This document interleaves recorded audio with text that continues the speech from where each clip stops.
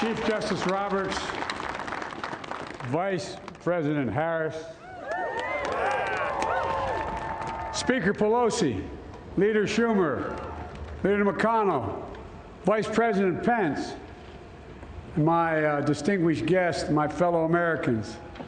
This is America's day. This is democracy's day, a day of history and hope, of renewal and resolve.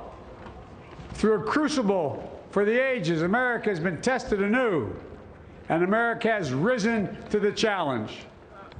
Today, we celebrate the triumph not of a candidate, but of a cause, the cause of democracy. The people, the will of the people has been heard, and the will of the people has been heeded. We've learned again that democracy is precious. Democracy is fragile.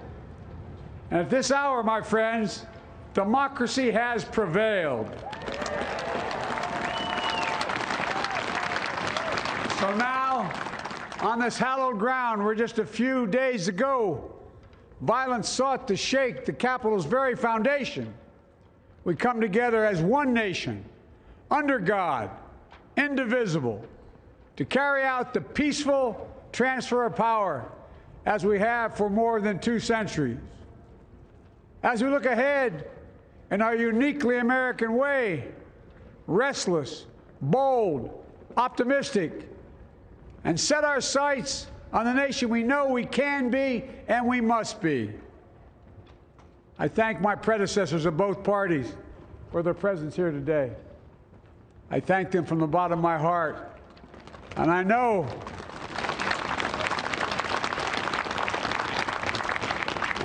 the resilience of our Constitution and the strength of our nation, as does President Carter, who I spoke with last night, who cannot be with us today, but whom we salute for his lifetime in service.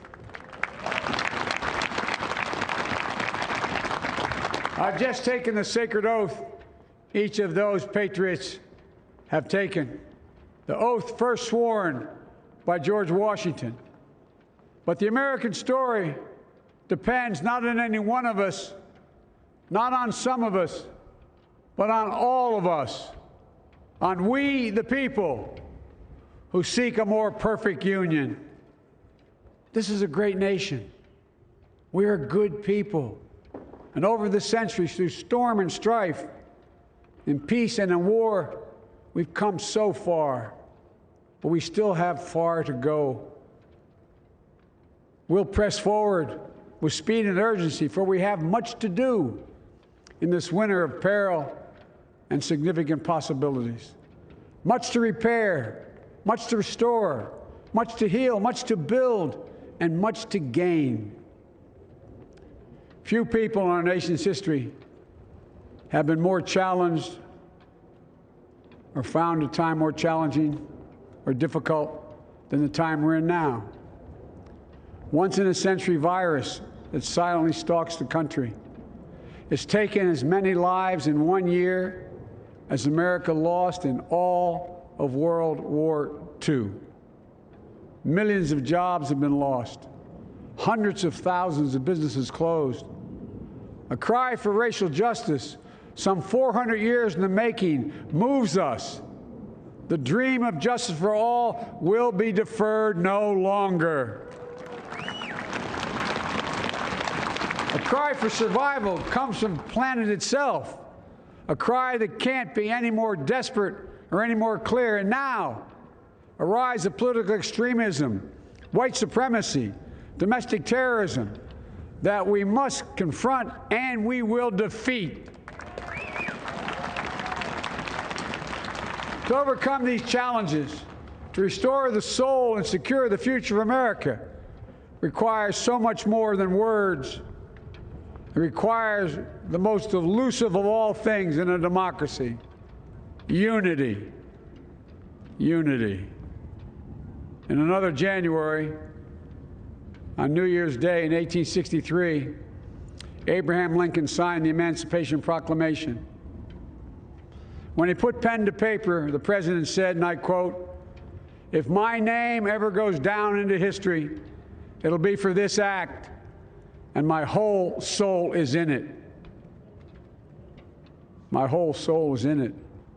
Today, on this January day, my whole soul is in this, bringing America together, uniting our people, uniting our nation. And I ask every American to join me in this cause.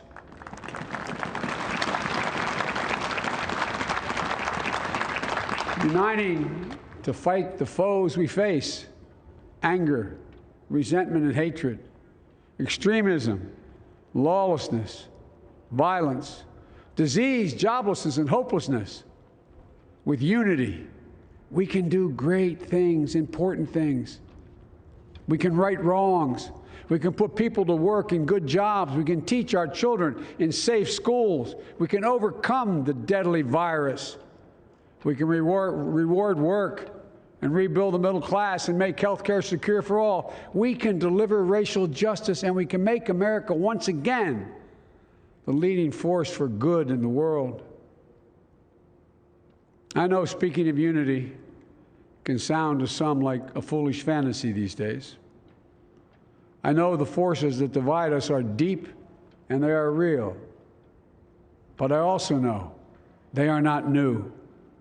Our history has been a constant struggle between the American ideal that we're all created equal and the harsh, ugly reality that racism, nativism, fear, demonization have long torn us apart. The battle is perennial, and victory is never assured. Through Civil War, the Great Depression, World War, 9/11, through struggle, sacrifice, and setbacks, our better angels have always prevailed. In each of these moments, enough of us have come together to carry all of us forward. And we can do that now. History, faith, and reason show the way of unity. We can see each other not as adversaries, but as neighbors. We can treat each other with dignity and respect. We can join forces, stop the shouting, and lower the temperature. For without unity, there is no peace, only bitterness and fury. No progress, only exhausting outrage. No nation, only a state of chaos. This is our historic moment of crisis and challenge, and unity is the path forward. And we must meet this moment as the United States of America. If we do that, I guarantee you we will not fail. We have never, ever, ever, ever failed in America when we've acted together. And so today, at this time, in this place, let's start afresh, all of us. Let's begin to listen to one another again, hear one another, see one another, show respect to one another. Politics doesn't have to be a raging fire, destroying everything in its path. Every disagreement doesn't have to be a cause for total war. And we must reject the culture in which facts themselves are manipulated and even manufactured.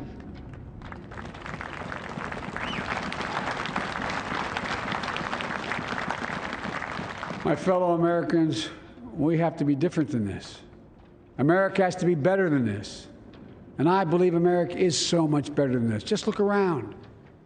Here we stand in the shadow of the Capitol Dome, as was mentioned earlier, completed amid the Civil War, when the Union itself was literally hanging in the balance. Yet we endured. We prevailed. Here we stand, looking out on the great mall where Dr. King spoke of his dream. Here we stand where 108 years ago, at another inaugural, thousands of protesters tried to block brave women marching for the right to vote. And today, we mark the swearing in of the first woman in American history elected to national office, Vice President Kamala Harris. Don't tell me things can't change. Here we stand across the Potomac from Arlington Cemetery, where heroes who gave the last full measure of devotion rest in eternal peace. And here we stand, just days after a riotous mob thought they could use violence to silence the will of the people, to stop the work of our democracy, to drive us from this sacred ground. It did not happen. It will never happen. Not today, not tomorrow, not ever. Not ever.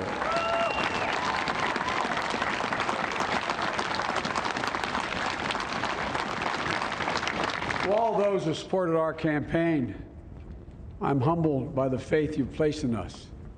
To all those who did not support us, let me say this. Hear me out as we move forward. Take a measure of me and my heart. And if you still disagree, so be it. That's democracy. That's America. The right to dissent peaceably within the guardrails of our republic is perhaps this nation's greatest strength. Yet hear me clearly. Disagreement must not lead to disunion. And I pledge this to you. I will be a president for all Americans. All Americans. And I promise you, I will fight as hard for those who did not support me as for those who did.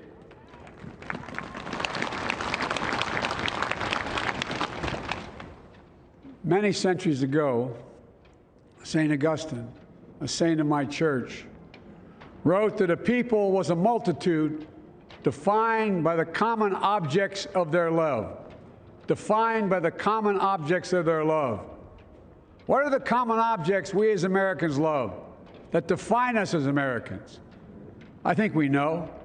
Opportunity, security, liberty, dignity, respect, honor, and yes, the truth. Recent weeks and months have taught us a painful lesson. There is truth and there are lies. Lies told for power and for profit. And each of us has a duty and a responsibility as citizens, as Americans, and especially as leaders. Leaders who have pledged to honor our Constitution and protect our nation, to defend the truth and defeat the lies. Look, I understand that many of my fellow Americans view the future with fear and trepidation. I understand they worry about their jobs. I understand, like my dad, they lay in bed at night, staring at the ceiling, wondering, can I keep my health care? Can I pay my mortgage? Thinking about their families, about what comes next. I promise you, I get it. But the answer is not to turn inward, to retreat into competing factions, distrusting those who don't look like you, or worship the way you do, or don't get their news from the same sources you do. We must end this uncivil war that pits red against blue, rural versus urban, conservative versus liberal. We can do this if we open our souls instead of hardening our hearts, if we show a little tolerance and humility, and if we're willing to stand in the other person's shoes, as my mom would say, just for a moment, stand in their shoes. Because here's the thing about life. There's no accounting for what fate will deal you. Some days, when you need a hand. There are other days when we're called to lend a hand. That's how it has to be. That's what we do for one another. And if we are this way, our country will be stronger, more prosperous, more ready for the future. And we can still disagree. My fellow Americans, in the work ahead of us, we're going to need each other. We need all our strength to persevere through this dark winter. We're entering what may be the toughest and deadliest period of the virus. We must set aside politics and finally face this pandemic as one nation. One nation. And I promise you this, as the Bible says, weeping may endure for a night, but joy cometh in the morning. We will get through this together. Together. Look, folks, all my colleagues I serve with in the House and the Senate up here, we all understand the world is watching all of us today. So here's my message to those beyond our borders. America has been tested, and we've come out stronger for it. We will repair our alliances and engage with the world once again, not to meet yesterday's challenges, but today's and tomorrow's challenges. And we'll lead not merely by the example of our power, but by the power of our example.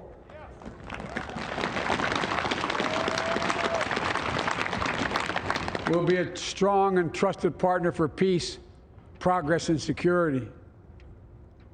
Look, you all know we've been through so much in this nation. And my first act as president, I'd like to ask you to join me in a moment of silent prayer. Remember all of those who we lost in this past year to the pandemic. Those 400,000 fellow Americans, moms, dads, husbands, wives, sons, daughters, friends, neighbors, and co-workers. We'll honor them by becoming the people and the nation we know we can and should be. So I ask you, let's say a silent prayer for those who've lost their lives and those left behind, and for our country.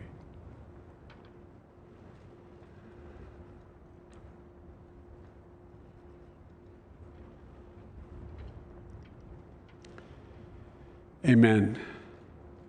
Folks, this is a time of testing.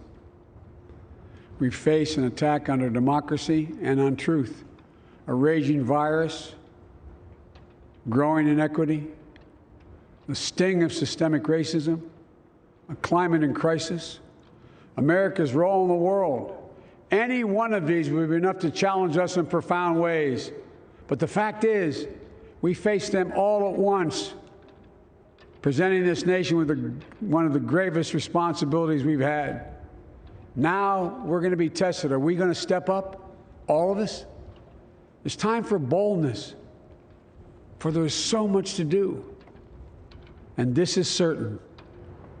I promise you, we will be judged, you and I, by how we resolve these cascading crises of our era. We will rise to the occasion is the question. Will we master this rare and difficult hour? Will we meet our obligations and pass along a new and better world to our children? I believe we must. I'm sure you do as well. I believe we will. And when we do, we'll write the next great chapter in the history of the United States of America, the American story. A story that might sound something like a song that means a lot to me. It's called American Anthem. There's one verse that stands out, at least for me, and it goes like this. The work and prayers of century have brought us to this day. What shall be our legacy? What will our children say? Let me know in my heart when my days are through. America, America, I gave my best to you. Let's us add our own work and prayers to the unfolding story of our great nation. If we do this, then when our days are through, our children and our children's children will say of us, they gave their best, they did their duty, they healed a broken land. My fellow Americans, I close the day where I began, with the sacred oath. Before God and all of you, I give you my word. I will always level with you. I will defend the Constitution. I'll defend our democracy. I'll defend America. and will give all of you, keep everything I do in your service, thinking not of power, but of possibilities, not of personal interest, but the public good. And together we shall write an American story of hope, not fear, of unity, not division, of light, not darkness, a story of decency and dignity, love and healing, greatness and goodness. May this be the story that guides us, the story that inspires us, and the story that tells ages yet to come that we answered the call of history. We met the moment. Democracy and hope, truth and justice did not die on our watch but thrived. That America secured liberty at home and stood once again as a beacon to the world. That is what we owe our forebears, one another, and generation to follow. So, with purpose and resolve, we turn to those tasks of our time, sustained by faith, driven by conviction, and devoted to one another and the country we love with all our hearts. May God bless America, and may God protect our troops. Thank you, America.